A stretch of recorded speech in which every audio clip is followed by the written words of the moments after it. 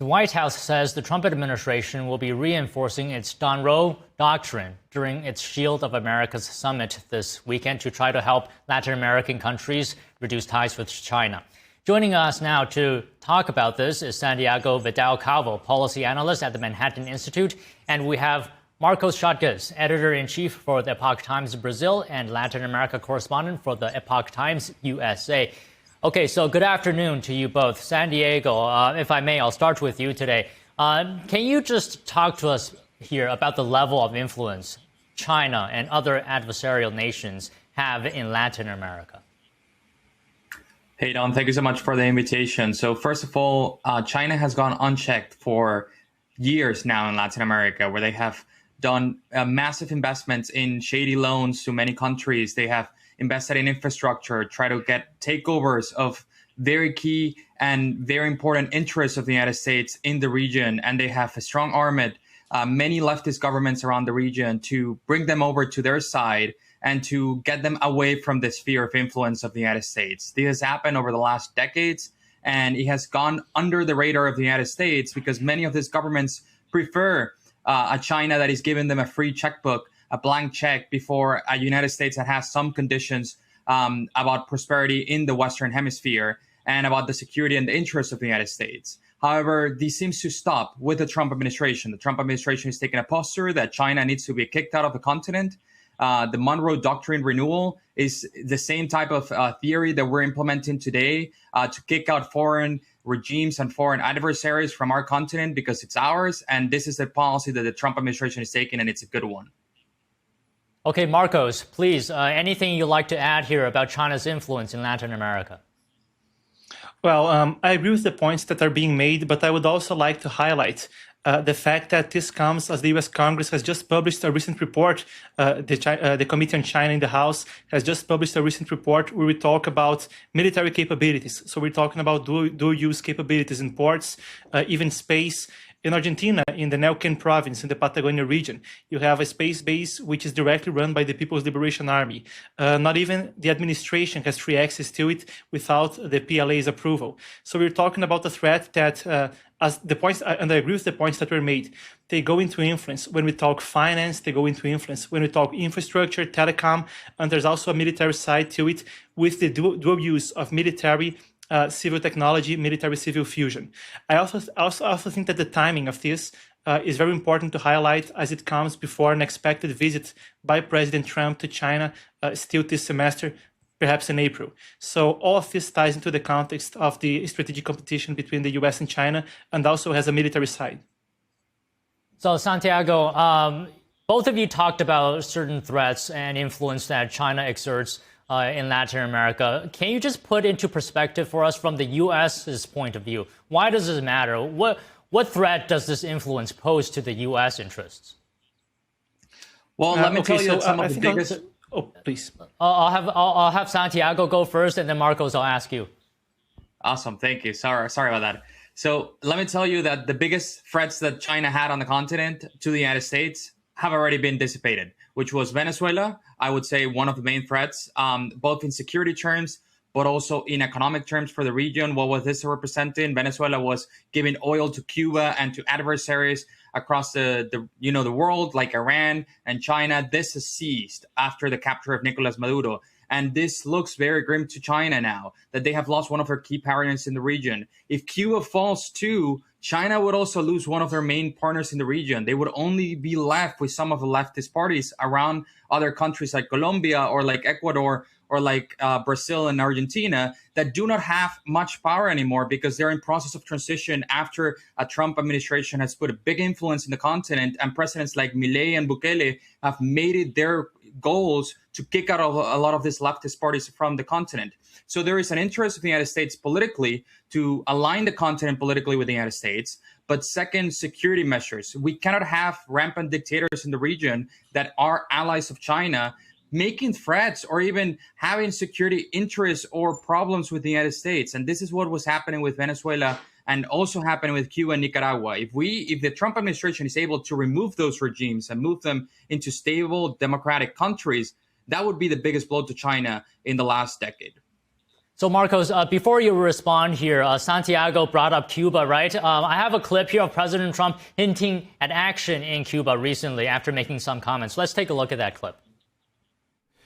We also urge Iranian diplomats around the world to request asylum and to help us shape a new and better Iran with great potential. It's a country with great potential. There's much better future for Iran. It's now beginning. It's going to be, I think, a great future. And people, I want to thank all of the people that have been involved. Marco, you've been doing a fantastic job.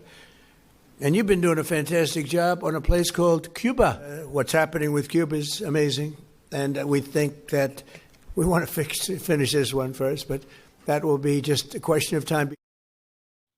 So, Marcos, in your view, what needs to happen in Cuba to align with our national security interests and to help the Cuban people? Just your overall thoughts on this.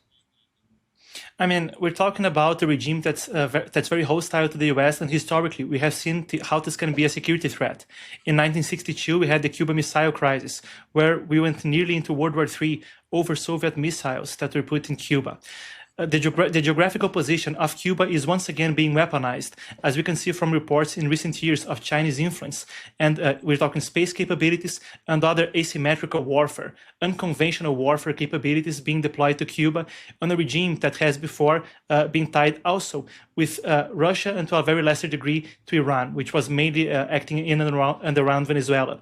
So it also has this point to it, but it has also a symbolic aspect. When we talk about the hardest communist guerrilla, the hardest cartels in the region, when we talk about the FARC in Colombia and the ELN in Colombia, when we talk about Varpalmares, MR8 in Brazil in the past century, when we talk about cartels and guerrillas all around the region, most of them have been to a point inspired, trained, or backed by Cuba in one way or another. So the sort of zeitgeist shift, the shift in the spirit of the times that we're discussing, is especially symbolic when we talk about Cuba. And right now, the regime seems to be, in fact, in their last breath. Of course, it might be soon to say in a way, but we just had massive blackouts with 7 million people with no access to electricity in the past few days. So this also bespeaks of the moment we're seeing. And just to add to the point that Santiago was making, I think he's completely right. I would also add the economic dimension. When we talk about lithium in Bolivia, Chile, and Argentina, which is key for technologies like electric cars and resources around the region that can be useful, like Brazil having the second biggest reserves of rare earths, which have been in the news a lot lately. So, Santiago, you can add something more if you would like, but I want to actually circle back to China. There's one thing I wanted to ask you specifically, and that is about China's ports that it has built in some of these Latin American countries. Could they have, dual use capabilities? For example, could it theoretically be used for military purposes? Well, let me tell you something. China does nothing out of benevolence and charity. And I think this is what we're seeing across the continent. The only reason why China is involved in Latin America is because they have an interest to have some sort of investment there that is going to advance their purpose here in Latin America. And what is their purpose? To diminish the influence of the United States. That is the only purpose that China is having. The second purpose that you can try to bring is make money. But, everybody wants to make money in this world. And China has obviously different ulterior motives. And this is the issue, is that we have not seen in Latin America the investment from China like we saw it in other places around the world. We saw the Belt and Road Initiative being implemented in Africa, in Asia, in the Middle East. Why not see it also in Latin America as an extension of the Belt and Road Initiative? And this has been this case over the last decades. China has invested in ports for their infrastructure, for their security interests. If they control what the ports of Latin America, they control the trade of Latin America. And we saw this with the ruling and with the influence that had the Panama Canal on the last couple of months. This has been the influence that China has had. If we continue to allow China, not only ports, but communication, China has invested billions of dollars in communication infrastructure in Latin America, spaceport. I 100% agree with Marcos here on what he's saying with the security interests of China in the region. They have seen Latin America as an adversary of the United States, and Cuba has been a huge influence to implement those goals from China around the continent, because they both have the same goals, to take the United States down. So if we have two big adversaries of the United States trying to do exactly the same thing, then it's only the most appropriate method for the United States to do the country, to try to bring them down in the continent and bring allies closer to ours. So, Marcos, give us your concerns on these specific items, whether we're talking about the ports, the infrastructure investments, debt trap practices. Talk to us about your concerns on these, and what leverage does the U.S. have to convince these Latin American countries to shift their alliance closer to the U.S.? I mean, the leverage has been increasing. For instance, of course, the attacks on the Caribbean on the narco boats have a big impression. When we're talking about the shift in the international environment, we're talking about the traditional way international relations have been conducted with the United Nations or other organizations being middlemen, shifting essentially to what it used to be before World War II. We're talking about economic pressure, military pressure, and this kind of diplomacy where it's mostly about bilateral relations and even personal relations between the heads of both countries. This shift has allowed the Trump administration to be more assertive and increase its leverage. And this is, I see, a much needed shift when we talk about the geopolitics of the region. So let me expand a little bit on the ports. When we talk about the Shanghai port in Peru, for instance, this is now run by a company called Costco Shipping. There's a lawsuit going on. I won't go into details, but this is now run by a company called Costco Shipping, which is considered part of the Chinese military apparatus by the United States of America. We now have a data cable in Chile, which could essentially have the data of Latin American countries going straight to Hong Kong under the CCP's influence. All of this goes through 2017 cybersecurity law in China, then 2021 anti-espionage law, and other laws put in by the regime, which breach data safety and also allows the Chinese Communist Party to exert pressure by essentially accessing any data they have on any of those countries when you're talking about data cables, right? It just goes beyond just the possibility of conventional warfare. So it's not that the ports could be used by a Chinese aircraft carrier to attack the US. That's a farther away possibility, despite theoretically possible. It's about the fact that if a war breaks in the Strait of Taiwan, in the Taiwan Strait, we would be talking about a scenario where the Chinese could pressure Latin American countries into continuing to export iron ore, into continuing to export food, like Brazil, which is one of the biggest food suppliers to China. We could see that supply chains and diplomatic legitimacy could be provided by countries nearby the United States. So when we talk about the war scenario, I think that's the kind of thing that's into discussion. Now, regarding leverage, like I said, I think it's about bilateral diplomacy, personal relations from Trump with leaders in the region. I think it's also about military and economic pressure, which has been hugely leveraged throughout his first year in the second administration. Without going into too much detail, I think this gives the gist of it. Okay, Santiago, two things. If there's anything you'd like to respond to from what Marcos said, you can. And another thing is I wanted to ask you about Iran. You know, with everything that's happening right now with Operation Epic Fury, I'd be remiss if I didn't ask you about what is Iran's influence in Latin America? Well, first, just to close what Marcos was saying, I think he's 100% right with what he's saying about China. And the best thing that the United States could do right now is double down on their influence in the continent, try to buy off a lot of these loans from China and try to offer countries currency swaps or currency deals that they could allow these countries to buy off the loans from China and change them to the United States. I think many of these countries would prefer to have their loans under the United States before China, where the influence of the United States can be controlled and China loses a leverage on the continent. That can be one of the things that the United States could be doing, and they have both the money and the capability and the interest to do this.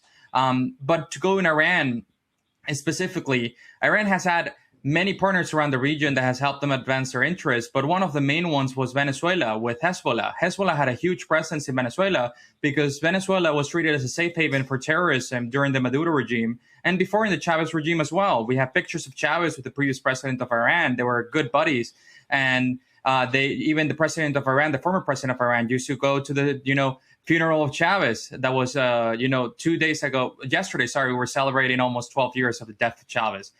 So this is very important relationship for the region. And after Maduro's capture, Iran's influence in the continent has greatly been reduced. People underestimate how much of an influence Venezuela and Iran had in the relationship around the continent. Hezbollah has set up security and interest for Iran in Venezuela to spy on the United States, even so much that there are reports from Congress and also from Venezuela that Venezuela gave 10,000 fake Venezuelan passports to Iranian nationals to cross the border here illegally in the United States and enter Hezbollah officials that enter under Venezuelan fake passports. This happened under the last years, and it happened under the watch of the United States, and we need to fix this really quickly. And one of the main steps was to remove Maduro from power. Okay, Marcos, I'll end with you today. Your final thoughts on Iran's influence in Latin America. So just to expand on what Santiago was saying, the passport scheme in Venezuela was so big that in 2007, they even planned a terrorist attack on JFK Airport in New York coming from Guyana and Venezuela, which was thwarted last minute by the FBI. We're talking about narco cartels throughout the region, trading in arms and drugs with Hezbollah, including nearby where I'm at right now in the Argentina, Paraguay, Brazil border in Foz do Iguaçu. This is the kind of thing which has created also an influx in the last administration of people in the US terror watch list throughout the southern border. And you see the menace of this rogue terrorist regime expanding throughout the US's neighbors and into the United States. In a matter of about 2 months, this administration has debunked this scheme to the point where its main leader in the region, Nicolás Maduro, is in jail, and its main leader in the Middle East, Ali Khamenei, is dead. We see a reversal of the US's adversaries' influence in the region, going from Iran to China, even to Moscow to an extent, because Venezuela was also a forward operating base for Russian influence in the region. This all comes not only before the summit we have on Saturday, but before President Trump's visit to Beijing in April or sometime in the first semester of this year. I think the message is very clear to the US adversaries, and when Donald Trump steps into China in the near future, he'll have the leverage of what has happened close to home in the past 2 or 3 months. Okay, well, very profound conversation today, coming as no surprise from two incredible analysts. But thank you both for speaking with us today. Really appreciate it. Thank you. Thank you so much.